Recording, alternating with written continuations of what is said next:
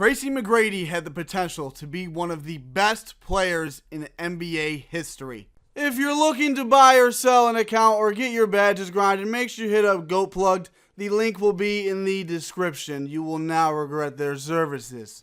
Let's get it. What's going on, YouTube? It's the Go White Boy of 2K. It's Young Dirk. Today we have legend Tracy McGrady, Magic T-Mac, legendary Orlando Magic Prime T-Mac, arguably one of the best eras in NBA history.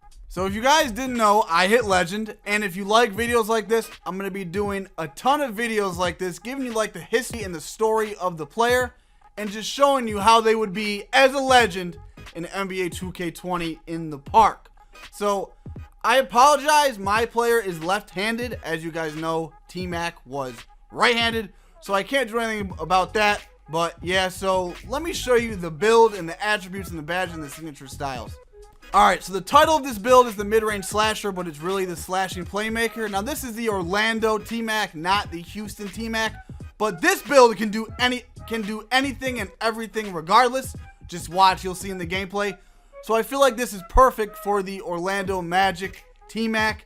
Because T-Mac, bro, he was literally had the potential of being the GOAT. He was being compared to Kobe. Yes, he was being compared to Kobe on who was the best player in the NBA when T-Mac was in his prime.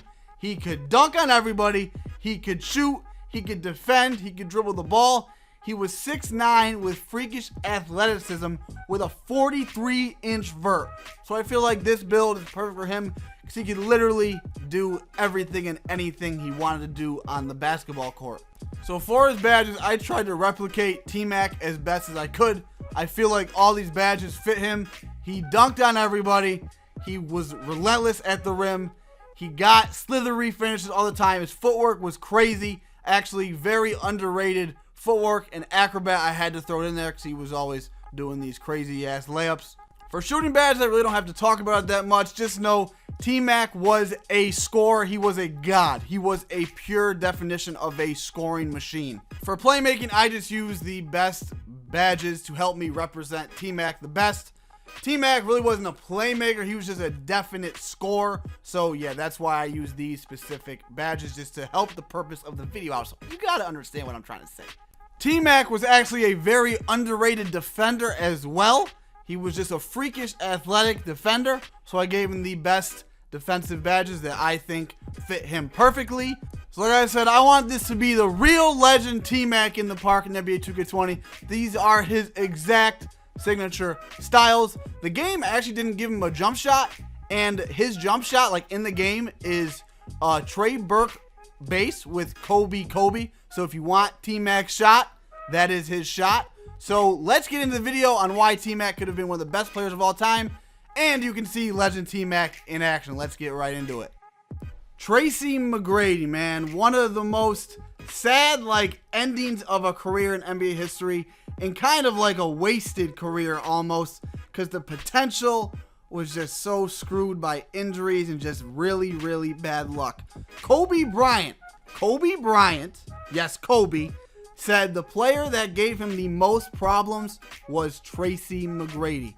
His freakish athleticism, he said he could do everything. Kobe literally said he could do everything, and he was 6'9". So to guard him was pretty much impossible. He was like a more athletic KD before KD. And I don't know if you guys remember, there was a debate a while ago who was better, prime T-Mac or prime Durant. People don't know.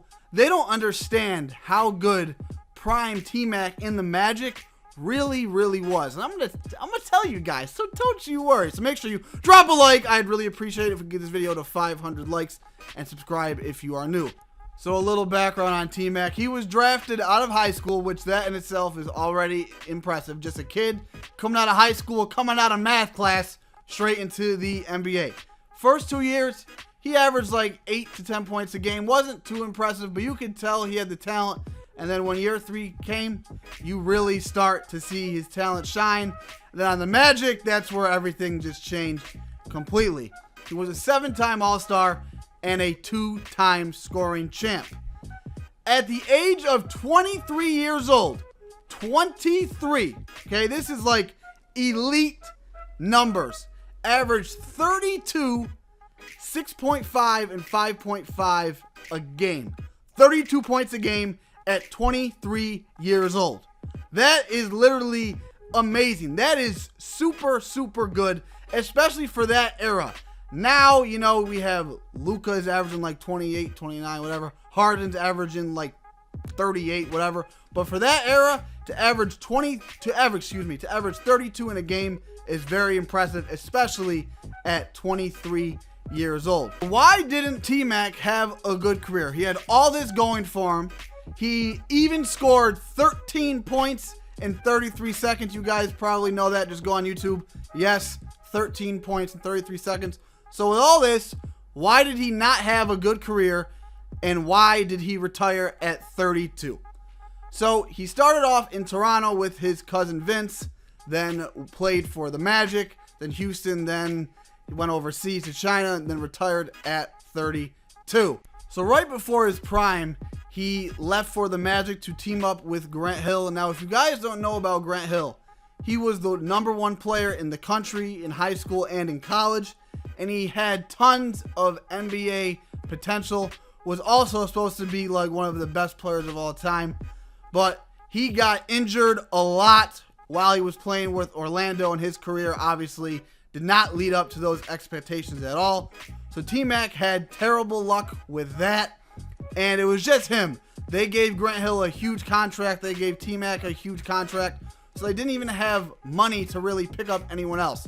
So T-Mac had to just lead a terrible Orlando Magic team with, it was just him, you know. In his first 7 years, he only played with 2 future All-Stars, with Vince Carter and Grant Hill. That is terrible. Think about all the other NBA stars, you know, 2 All-Stars in 7 years. That's very, very bad, and that's just terrible luck.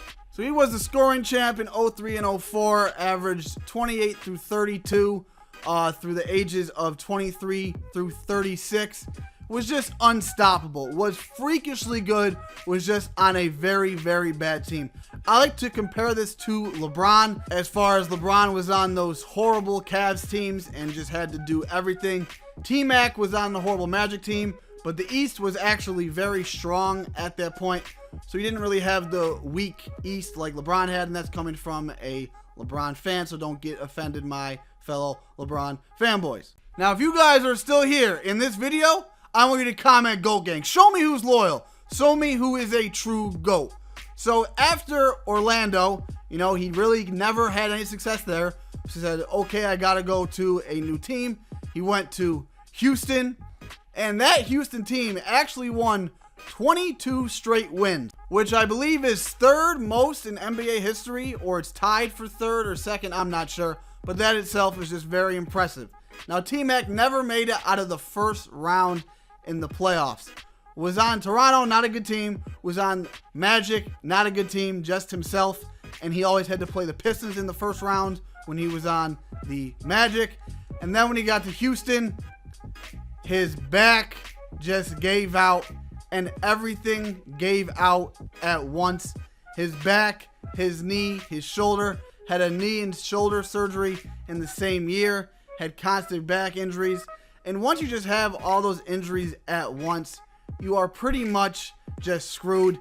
He was still a dominant scorer on the Rockets in his first few years there, but after that, the injuries just took a toll, and it really just screwed him up, and it sucks because T-Mac had so much potential, never really had the talent around him. If he didn't get hurt on Houston, probably could have made it to the Western Conference Finals. Maybe the finals, probably not though, because you had to get through the Lakers, and Kobe was never ever hurt. But look, then again, he was compared to Kobe, so maybe he could have led them to a championship. For sure, when he was on the Magic, he could have. And if he was healthy, I'm not going to lie, he definitely could have led them to a championship. He was compared to Kobe. It was Kobe or T-Mac. Who was better?